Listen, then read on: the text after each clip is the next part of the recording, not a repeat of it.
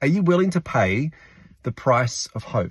I had a conversation just a few weeks ago with a colleague who asked, what were the goals I was working toward? Like what was on the horizon that I was excited about right now? And as I listened to the answer I gave, I realized that I wasn't actually engaging in goal setting at all. I was engaging in outcomes planning. You know what outcomes planning is? It's like, if this happens, then I'll do this. And if I engage with this person or they get back to me or this comes through, it was like one of those decision trees that you so often see in terms of systems design. And that's not goal setting. And yet somewhere in the last probably 12 or 18 months, I realized I've sort of lost sight of what goal setting is, and I've actually just stopped doing it.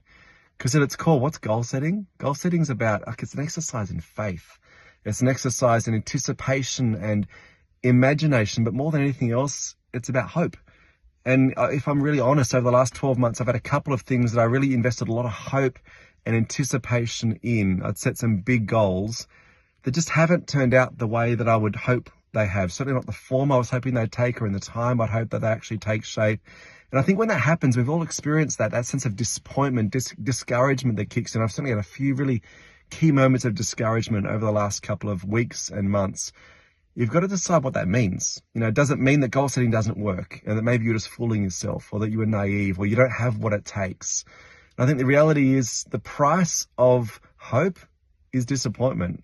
And in those moments when you've set expectations high and you haven't met your goal, how you bounce back from that matters. And I've just realized that I've stopped setting goals because it's just easier to plan outcomes instead. It just requires less hope, puts less of your emotion involved, and you're less likely to get hurt or disappointed.